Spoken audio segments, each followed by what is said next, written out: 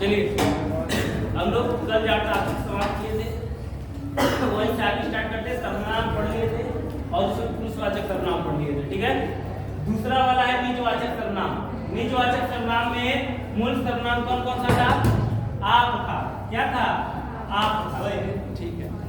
आप क्या होता है? यहाँ आप का मतलब होता है, ध्यान पूर्वक समझेंगे, आप अक्सर सामने वाले के लिए यूज करते हैं तुम की जगह पे। अगर तुम शब्द है उसको रिस्पेक्ट देना है सामने वाले को तो आप कहते हैं आप। लेकिन यहाँ पर आप ये वो वाला आप नहीं है जो आप सामने वाले के लिए यूज करते हैं। यहाँ पे आप का मतलब होता है स्वयं। क्या होता है? स्वयं, अपने आप। यहाँ पे आपका मतलब क्या है? स्वयं, अपने आप के लिए जो शब्द यूज किया जाता है उसका जो है क्या है? आप है। जैसे कि एग्जाम्पल देकर मैं बताता हूँ। एग्जाम्पल क्या हो सकता है? जैसे उदाहरण है, मैं अपने आप खा लूंगा। यहां पर देखिए आप शब्द आया है,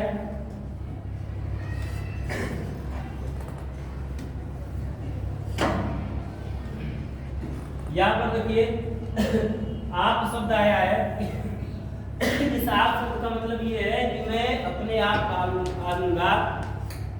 इसका मतलब है मैं स्वयं खा लूंगा। ये अपने आप के लिए यूज हुआ है। तो जब कोई शब्द अपने आप के लिए, खुद के लिए यूज होगा उसे कहते हैं, क्या कहते हैं? निजवाचक सर्वनाम। जैसे एक और एग्जांपल लेते हैं, तुम स्वयं पढ़ लोगे।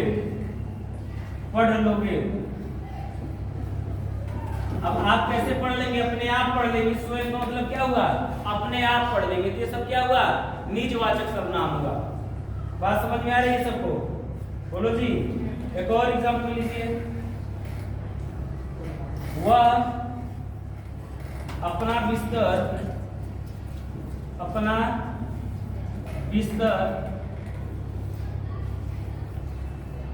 खुद बिछा लेगा। तो अपना बिस्तर कैसे बिछा लेगा? खुद बिछा लेगा। कैसे बिछा लेगा? खुद बिछा लेगा। तो खुद का मतलब अपने आप के लिए यूज हुआ कि नहीं हुआ? तो ये सब जो अपने आप के लिए जो शब्द यूज किए जाते हैं, सर्वनाम यूज किए जाते हैं, उसे कहते हैं निजवाचक सर्वनाम। दो हो गया। तीसरा वाला देखते हैं। तीसरा वाला क्या है? तीसरा वाला है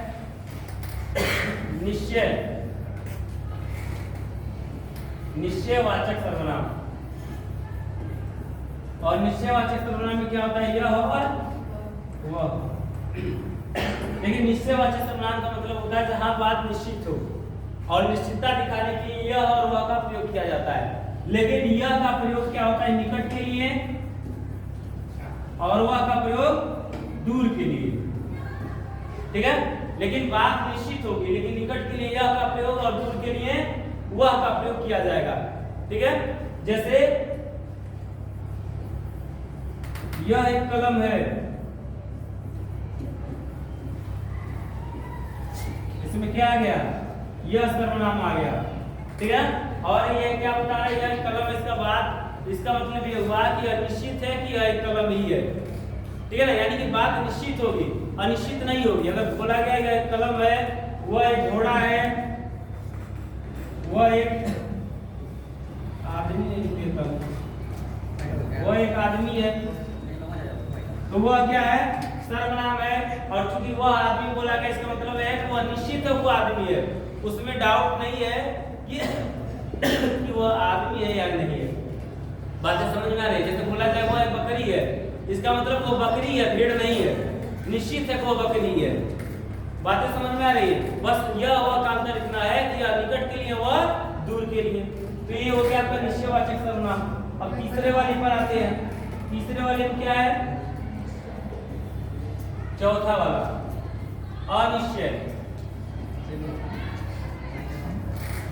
अनिश्चयवाचक। अनिश्चयवाचक में कौन कौन सा शब्द आता है? कोई और कुछ। देखिए अनिश्चयवाचक में ये होगा, कोई बात जो है निश्चित होगी नहीं। कोई बात क्या नहीं होगी? निश्चित नहीं होगी। जैसे कोई और कुछ शब्द का प्रयोग किया गया होगा, जैसे कोई दरवाजे पर खड़ा है। एक और एग्जांपल लेते हैं, दोनों एक साथ समझाते हैं। दूसरा वाला, भिखारी को कुछ खाने को दे दो, कुछ खाने को दे दो। ठीक है, दो एग्जांपल है, दोनों में मैं जो है कोई और कुछ शब्द का प्रयोग किया। अब यहाँ देखो कोई दरवाजे पे खड़ा है, दरवाजे पर कौन खड़ा है ये बात निश्चित है? ये बात निश्चित नहीं है। दरवाजे पर कोई भी खड़ा हो सकता है, कोई बच्चा खड़ा हो सकता है, कोई बड़ा व्यक्ति खड़ा हो सकता है, कोई भी खड़ा हो सकता है। तो बात निश्चित नहीं है। और कोई शब्द किसको दर्शा रहा है? अनिश्चितवाचक सर्वनाम को दर्शा रहा है। कुछ शब्द, भिखारी को कुछ खाने को दे दो। अब भिखारी को क्या खाने को दोगे ये भी बात निश्चित नहीं है। ठीक है ना, चावल देना है, दाल देना है, रोटी देना है, सब्जी देना है, क्या देना है, फल देना है, भूजा देना है, क्या देना है, कुछ क्लियर नहीं है। बात समझ में आ रही है? तो ये क्या हो जाएगा? अनिश्चित हो जाएगा। क्या हो जाएगा? ये अनिश्चित हो जाएगा। तो ये दोनों क्या है? अनिश्चयवाचक सर्वनाम है। किसी को डाउट? अगला वाला देखते हैं, इसके नेक्स्ट आगे वाला। अनिश्चयवाचक सर्वनाम के बाद कौन सा सर्वनाम है? पांचवा वाला कौन सा है? सब प्रश्नवाचक।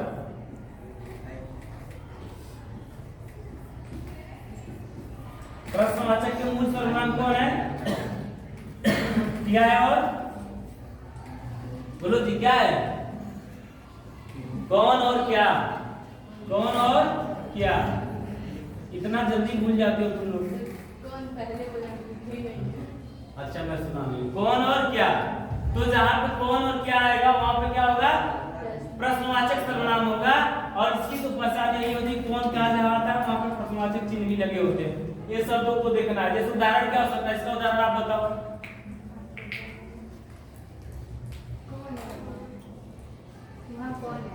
वहां कौन है?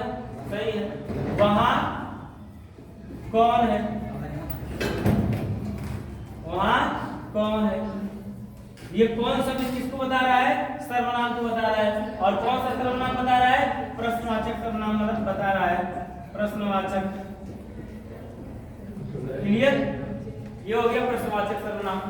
क्या हो गया? कुछ गड़बड़ लिखा गया क्या? ठीक है ना? हाँ, यहाँ प्रश्नवाचक चिन्ह होगा। ठीक है, कोई बात नहीं। ठीक है, अब आगे देखते हैं। एक लास्ट वाला बचा हुआ है। लास्ट वाला कौन सा बचा हुआ है?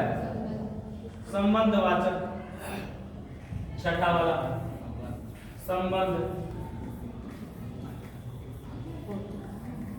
संबंधवाचक।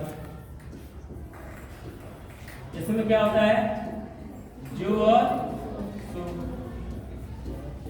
जो और सो का प्रयोग जहां पर होता है वहां पे क्या होता है? संबंधवाचक सर्वनाम होता है। ठीक है ना, जिसमें संबंध बताए जाते हैं एक दूसरे से। जैसे उदाहरण के तौर पर क्या हो जाएगा इसमें? जिसकी लाठी उसकी भैंस, जिसकी लाठी उसकी भैंस। देखो, जो और सो की जगह पे क्या आ गया? जिसका आ गया, और जिसका का क्या आ गया? उसका आ गया। ठीक है, ये दोनों आपस में क्या बता रहे हैं? संबंध बता रहे हैं। क्लियर? जैसी करनी वैसी भरनी। एक और एग्जांपल में लेते हैं। जैसी करनी वैसी भरनी।